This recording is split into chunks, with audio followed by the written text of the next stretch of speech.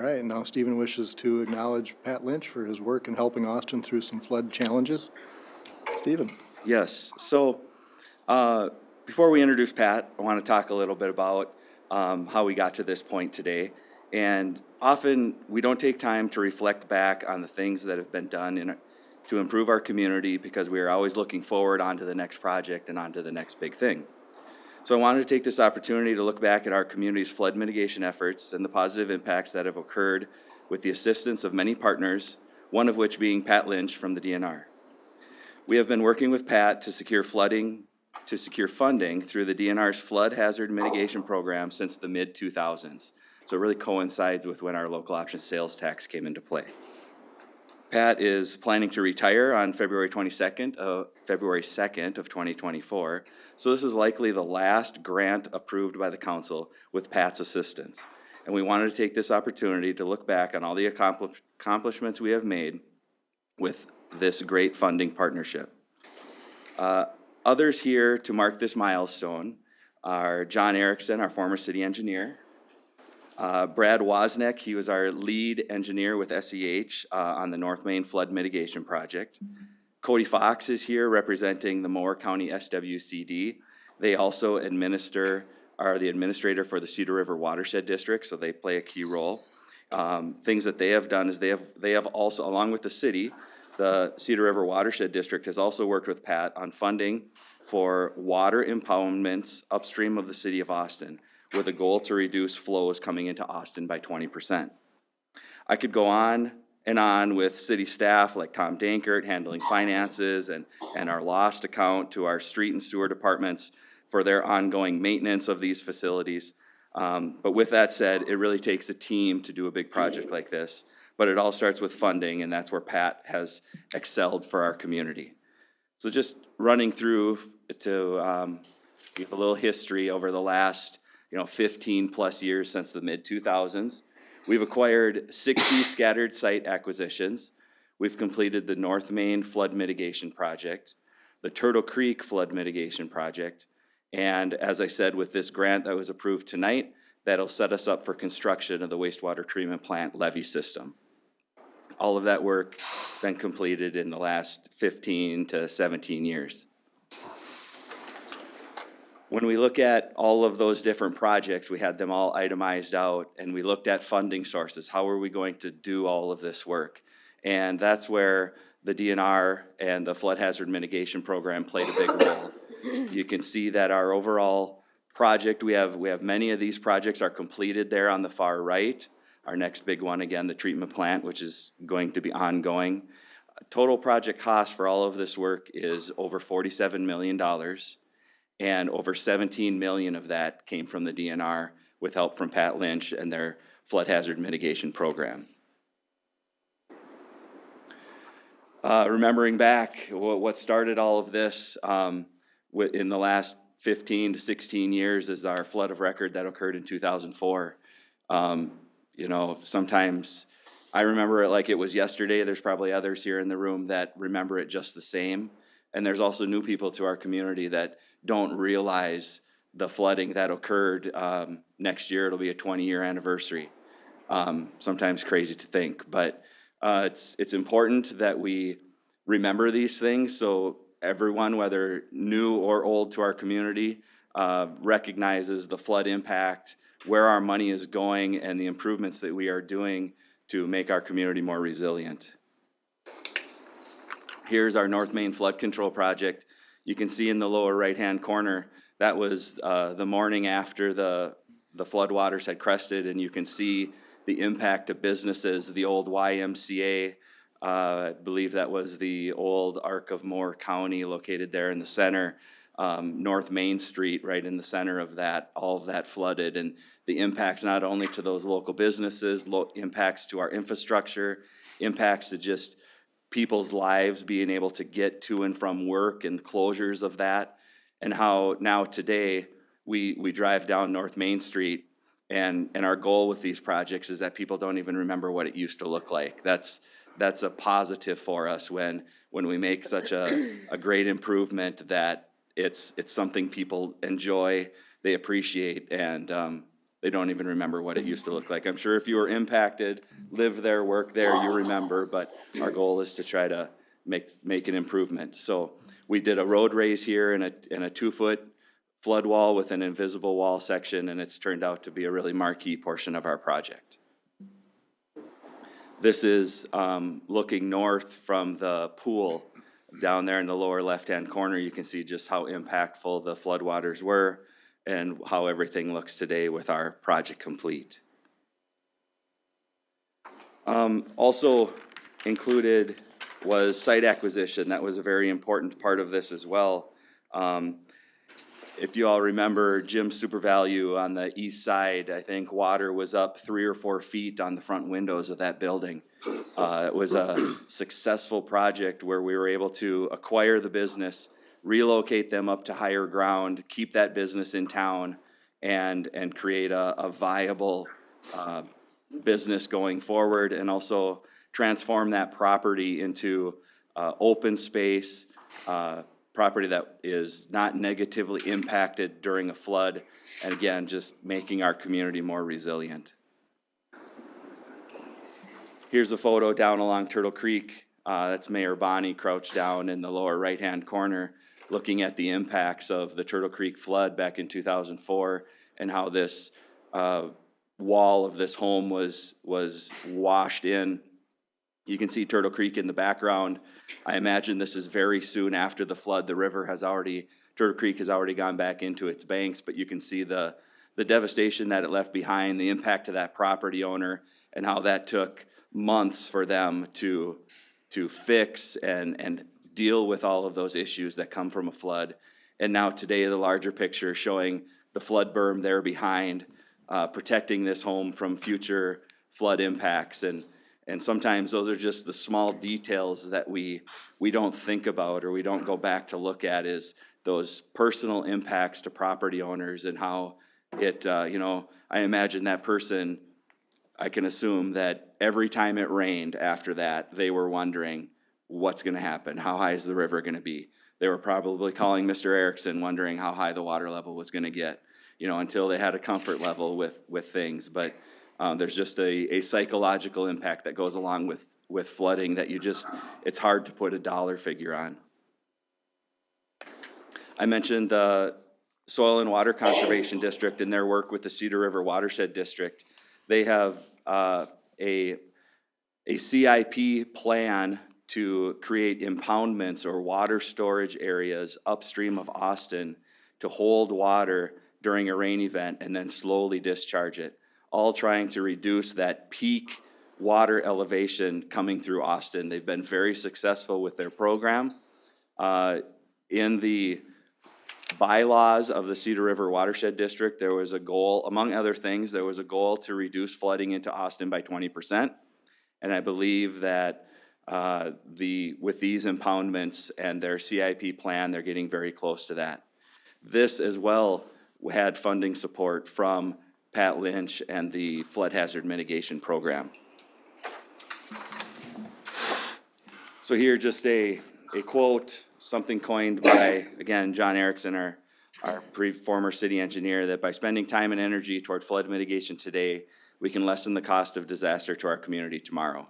And that was something that was coined very early on in the local option sales tax process, spreading the word to businesses, community members, organizations to try to rally support behind the program. And you can read those words today and know that they still apply very closely to what we have done and things that we still have yet to do. So all of that, like I said earlier, takes a team. A lot of it is, when we developed this plan, it was how are we going to fund it? And again, local option sales tax has played a key role, but as you can see from that funding breakdown, the state flood hazard mitigation program has also played a really large role. So our key contact in that this whole time has been Pat Lynch, and we really wanted to recognize him for all of the work that he did for us behind the scenes. Talking about behind the scenes work, I asked Justin Hansen. He served prior to Cody as administrator at the Soil and Water Conservation District, worked closely on a lot of these projects with Cody.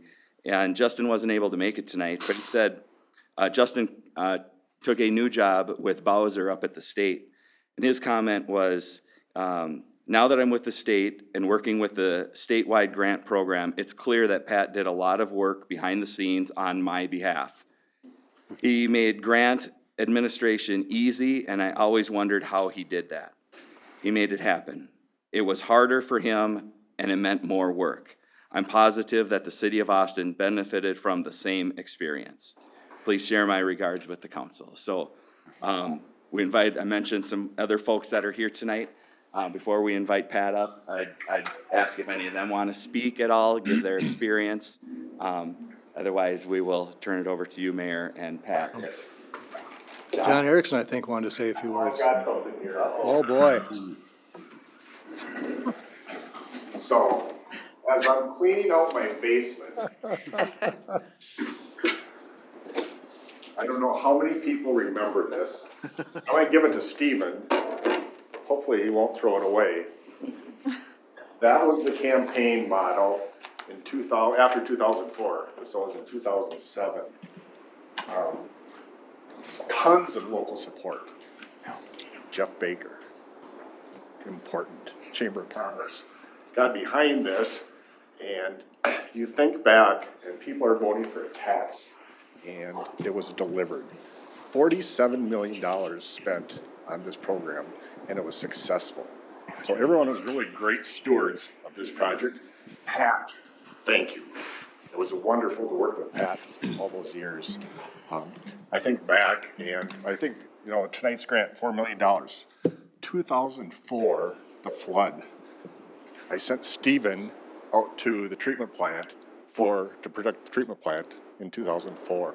We had backhoes digging out at the Cook farm, bringing material in to protect the treatment plant, and it was like a Hail Mary that we saved it.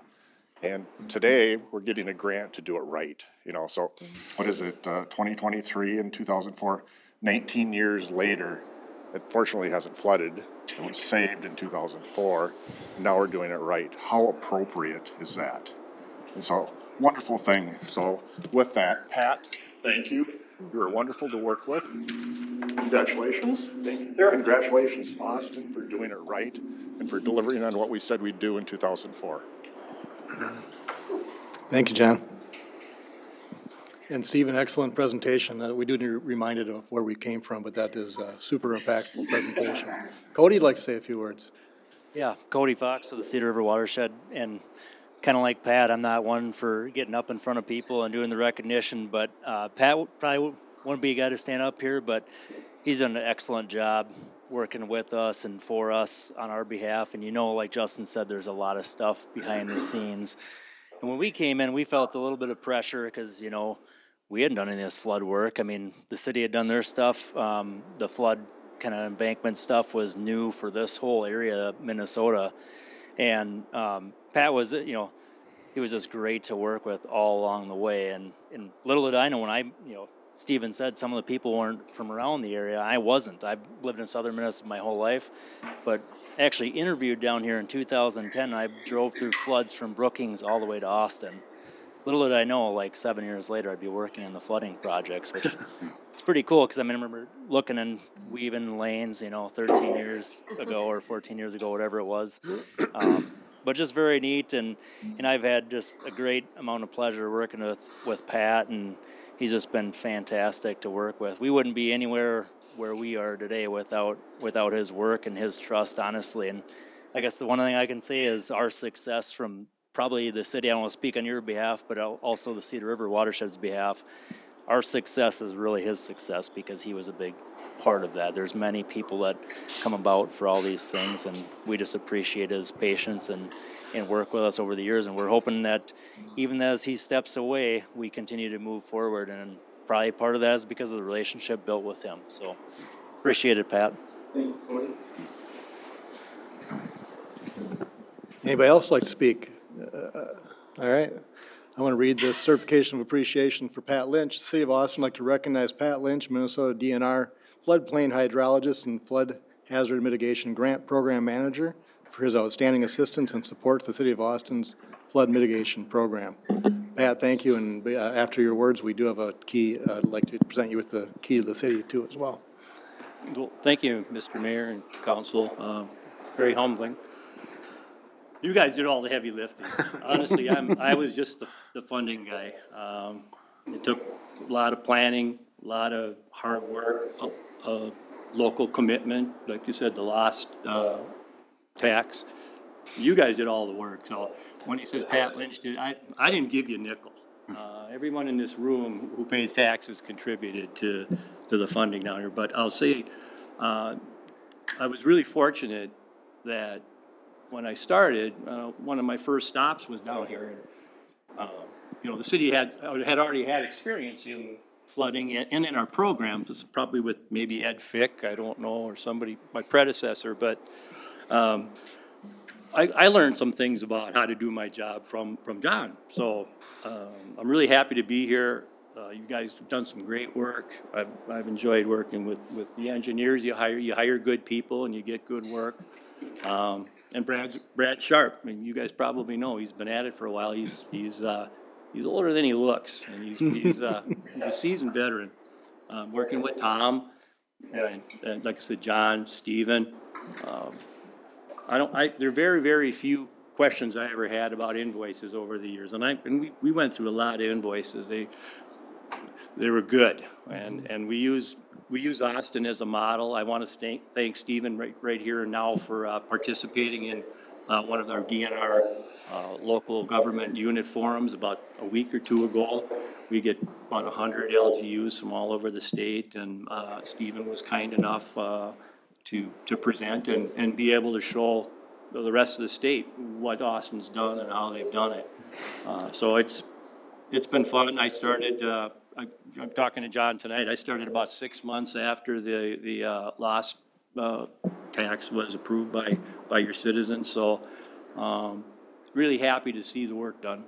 And it's time for me to go and let somebody else do it. And we have hired my replacement. He hasn't started yet and they haven't announced it yet, but I intend to get on a call and introduce him to Stephen down here and Cody. And maybe we'll do it at the same time, but he's going to be good, and I will remind him that we've got unfinished business in Austin because the position does have an awful lot of discretion in how the grant funding is allocated. And in fact, this year, so the $4 million for this grant, now that I think about it, I had 15 million at my discretion for statewide. So I'm really pleased that, a quarter of that is right here, right now. So congratulations for all the good work you've done. So thanks. Like I say, it's very humbling. Thank you for your partnership, Pat. Like Stephen said, we couldn't have done it without the funds, and you're the gatekeeper of that, so thank you. Please come forward if you could, Pat, for the key to the city and your certification of appreciation. Thank you very much.